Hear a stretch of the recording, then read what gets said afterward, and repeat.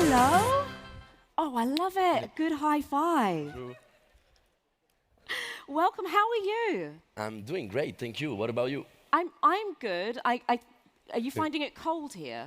Oh yeah, colder than Tahiti for sure. Yeah. I was just going to say, the rest of us have been here like, oh my gosh, it's so great, the sun is out, and you're like, this is really chilly. Yeah. So, context, people, context counts. So, we're here to talk about coral reefs and some of the great work that you're doing at Coral Gardens. But before we start there, what is a coral reef? Because I think we've seen pictures of the Great Barrier Reef, and so we all think we have an idea of it, but have we got it right, or is it something slightly different? Yeah. Thank you first for being here today. It's an amazing opportunity. So coral reef, they became all my life. Like that's my daily work, and I just love them. A coral reef, it's like underwater city. It's like Paris. You know, you have fish, you have shark, you have species, and every one of them has a specific role to play. You have some little fish that are cleaning the shark's tooth, and it's life. It's the most biodiverse ecosystem on the planet. That's the biggest hotspot of biodiversity on Earth. It's in the Coral Triangle, like close to Indonesia. And a coral is really hard to explain it, but it's an animal. It's a colony of tiny animals that we call the polyps. They're a family of the jellyfish, and they have tentacles, and they live in a symbiotic relationship with a tiny algae that we call the zooxanthellae. So they're animals. Exactly, the corals are animals, correct. And why are they so? We hear a lot about them, and there's a lot of press around loss of coral reefs. Why are our coral reefs so important? We call the coral reef the rainforest of the seas. That's exactly what they are, and they're so important. Like they are home for 1/4 of all marine life, and even if the big dog-tooth tuna doesn't live inside the corals, they need the tiny fish to live. You know, it's like the balance, it's the base of the ecosystem, and our blue planet need a healthy ocean. We need healthy ecosystems. And coral reef, it's just life. It's life on our planet, yeah. I love that you describe it as the forests of the ocean, because we understand forests and we understand the role that the forests play in cleaning the planet, in balancing life. And so to be able to see the corals as doing the same in the ocean, I think it's something that at least we can all relate to. Exactly, and like my friends from Under the Pole said, it's something we are not really familiar with, you know, like a lot of people, they see trees, they are on land, but there is so much few people that have the chance and the opportunity to go under the surface and to see the coral reef, to see the fish, and so not enough people talk about it. They don't know, like there is not enough action happening right now for them, yeah. Why are they so important? So, you know, we know that they're dying. How have we got to this point? What is it that's killing our coral reefs? Is it some of the stuff that we were speaking, that Farah and Tony and I were speaking about before? Is it something else? How have we got to this point that they're now endangered? Yeah, I mean, the situation is simple. Over there, they are here on our blue planet for millions of years, but in just like couple decades, we have lost half of the coral reef worldwide. Half? Half, like 50%. But the world is 70% ocean. That's a lot of coral. Exactly. You have and France, it's the only country with coral reef in every ocean, has a big role to play in their conservation. So that's why I'm here today. It's to tell the story of the reef. And the coral reef, the scientists, they are clear. They estimate that if nothing is done by 2050, 90% of them will be condemned. So they could be the first ecosystem to entirely collapse from our planet, and they are the ocean lungs. And the ocean is the lungs of our planet with the forest. So we need to do something, and now. Yeah. But how did we get here? Yeah. What are we doing that means our corals are endangered? You know, I'm getting the impetus. We have to do something. The ocean is 70% of the world, and we're losing corals at a faster rate, it sounds like, than we're losing forests. But how are we killing them? What are we doing? So two reasons, the main two reasons why coral reefs are dying and disappearing around the world. The first one is global warming. Like the rising temperature of the water is going to stress the coral, and they're going to bleach. We are talking about coral bleaching even happening at the Great Barrier Reef, in the Florida Keys, in Tahiti, and that's what's happening right now. It's like they're getting stressed and they bleach and they're dying. And the second one is ocean acidification. And then if you combine this with like overfishing, runoff of the water, chemicals into farming. So this is what I call a global issue. Because today, right now, in Paris, we all breathe the same oxygen. And half of it is coming from healthy ocean. But with global warming, we are all responsible for them disappearing. So we are all connected to the coral reef and the ocean, and it's a global issue, and that's maybe one of the biggest challenges that we are facing right now, but nobody's talking about it. We're talking about it here now, aren't we?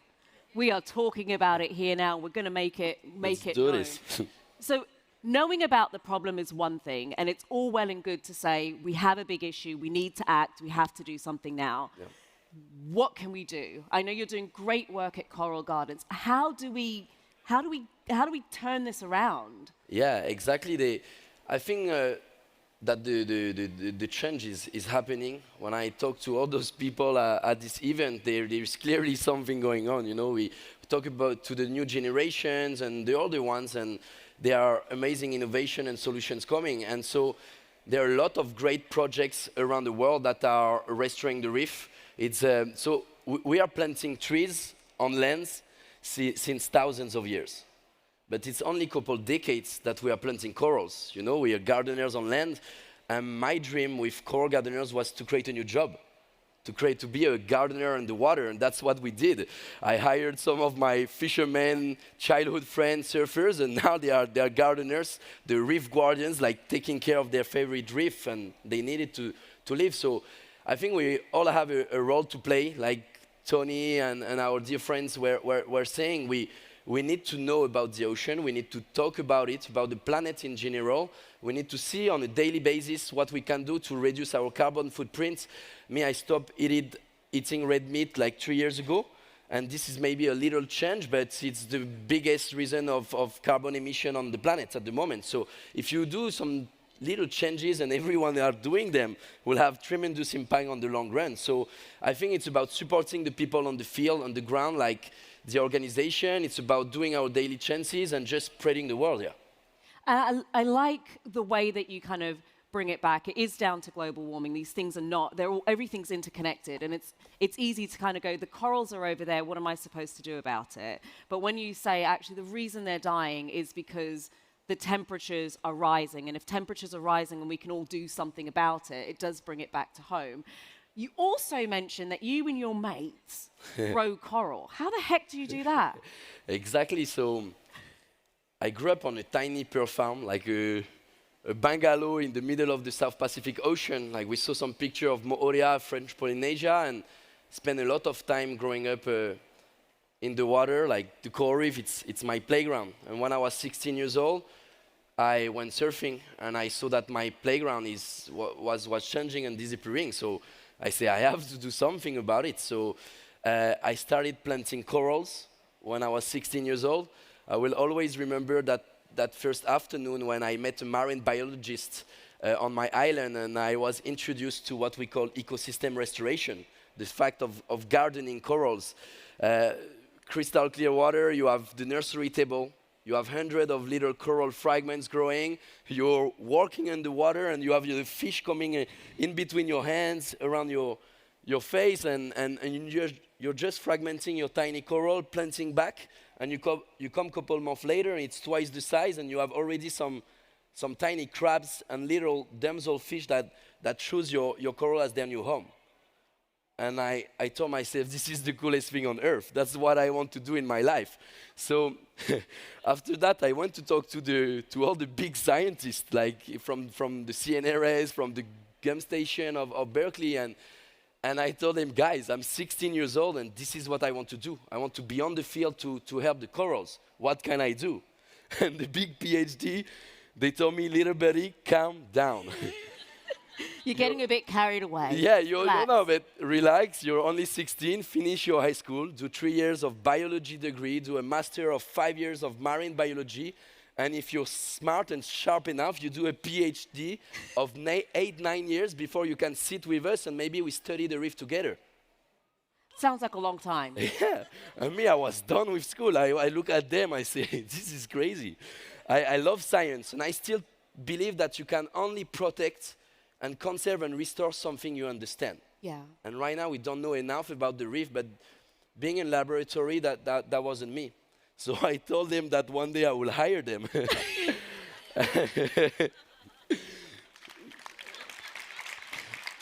And this is what's happening right now. Now they're applying for a job. We have 3 full-time doctors, like PhD level, working for coral gardeners, and it's game on, yeah.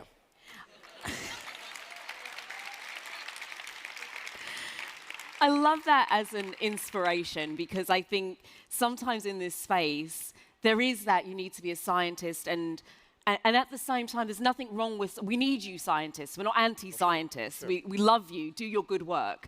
And we also need people like you who are just ready to make things happen with what we've got right now.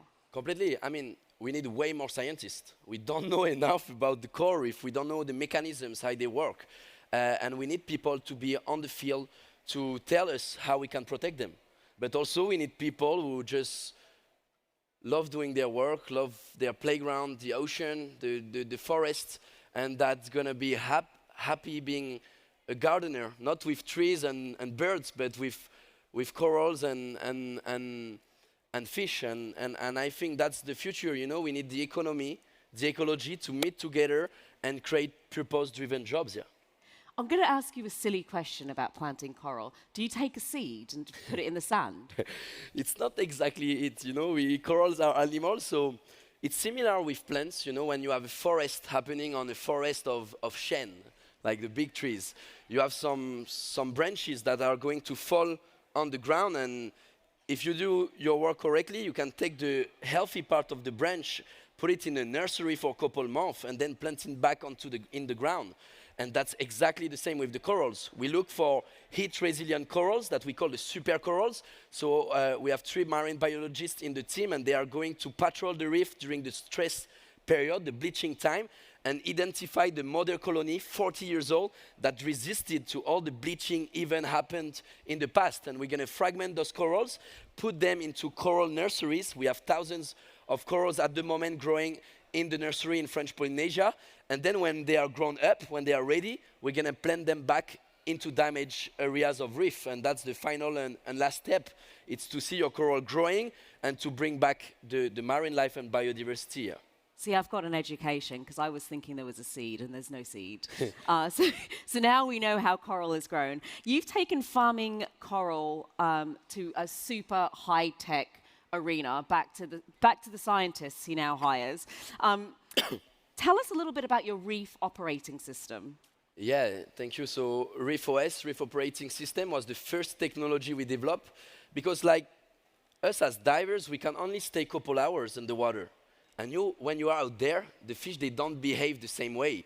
So 4 years ago, I was telling Taiano, Maurite, my early team member, my brothers from the island, guys, look at what is happening at the Silicon Valley, at like Google, SpaceX, Tesla, all the breakthroughs. And we need, like, imagine if we could apply only 1% of those breakthroughs into ocean conservation and planting corals. We're going to speed up the impact.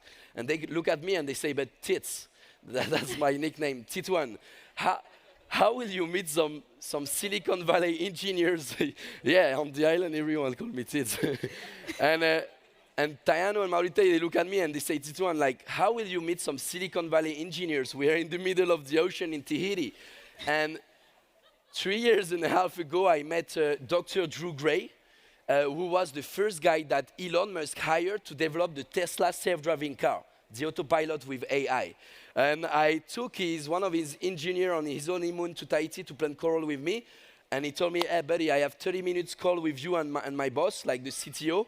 And just go for it. So I ended up on a Google Meet with Drew, and I told him about the project, and And he stopped me and he said, buddy, that's the first day I am quitting Silicon Valley to realize my childhood dream, saving the ocean with technology, and I have no precise plan. Yeah. And I was, okay, buddy, don't move. Coco, don't move from this call. And I was just thinking about how we could use the ocean to see from the smartphone the corals growing, with AI, the number of fish coming back. And he stopped me and said, buddy, I love the vision, I love the story, let's make this happen. So 3.5 years ago, Drew jumped into the project and we created a new department, a research and development center called the CG Labs, the Coral Gardeners Labs, where we are developing the solutions of tomorrow for the reef. Like we have an artificial intelligence that can tell you in real time the number of fish, which species coming back onto the reef that we are restoring. And we have an underwater application on the smartphone that is helping us monitor the growth and the health of the corals. And we have all those connected like sensors, cameras that are providing real-time data to the cloud infrastructure and to all of our experts, the scientists. And so we are using tech like Apple and Tesla did, but for the ocean, yeah. So you're rolling your sleeves up and growing. Yeah. You're looking at the data and the science, and then you've brought whizzy-bang technology into it as well. Exactly. So we try not only to have the scientists one side, the engineer one side, and the guys on the field. We bring them all under the same roof, like at CG Labs, and we have PhD scientists from Berkeley, like high-tech coming from SpaceX, like MIT, Tesla, and the guys, the gardeners, my buddies on the field. And they all together develop the tools that our coral gardeners, they need to be good at doing their job. I want them to be the James Bond of planting corals, yeah. I mean, it's clear you think small. Yeah. What is your big vision? Because the way you're describing things and how far things have come from the 16-year-old that was speaking to scientists and saying, how do I do more of this? Because I can see what's happening right at my shores. I used to surf here, and now it's not the same. What is your big vision? If you and I were sat here in, say, 5 or 10 years' time, what is your hope for what not just Coral Gardens looks like, but what we've managed to do for the oceans? You know, when I'm in my garden, in front of my house, it's my coral garden. You know, it's shallow water. You can walk like in a real garden, and you see the thing changing. You see there is less and less fish. There is less and less colors, year after year. And with El Nino coming next year, it's scary times for the ocean, for the reef, and for us, because it's half of the oxygen we breathe coming from healthy ocean again. So, you know, 6 years ago when I started Coral Gardeners, I dropped out of school. I call my parents, I say, Mom, Dad, I'm sorry, but I'm fucking dropping out, you know. I want to realize the project of my dreams, start Coral Gardeners, and I will see what I can do for the reef.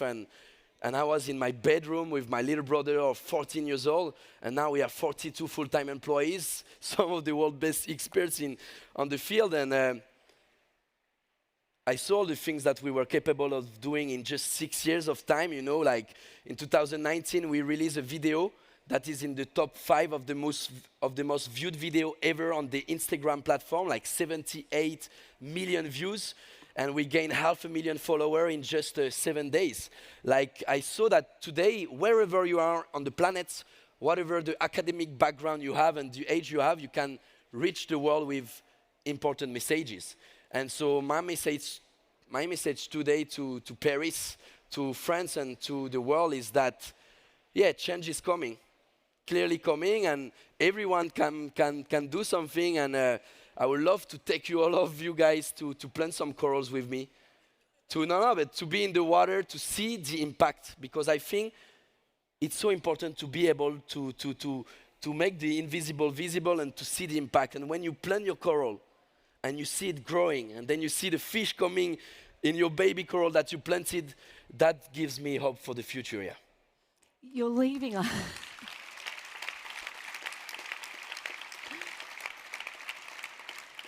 Your passion is so inspiring, and you're leaving, it leaves each of us individually with no excuse for not taking action.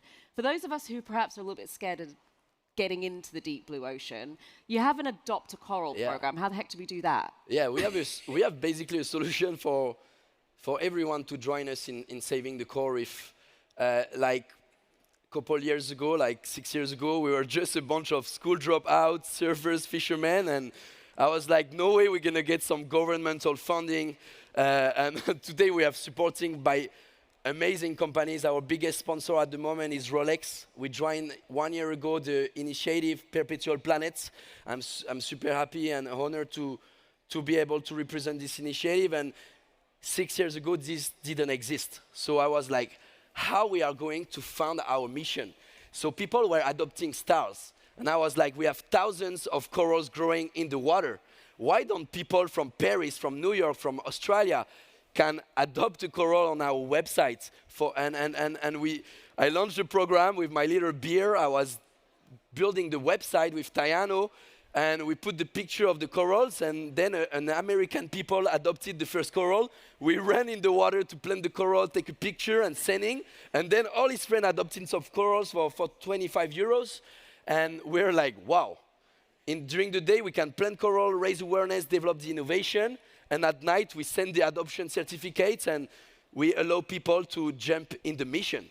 And so today, we had more than 40,000 people who adopted corals. We raised millions of euros thanks to that for the mission, and that's a simple way for everyone to join. So the website, it's coralgardeners.org, and today you can be the mom or dad of your coral and see it growing on the live stream, and this is just how we exist, and we can continue the hard work here. I can see lots of coral parents about to be born.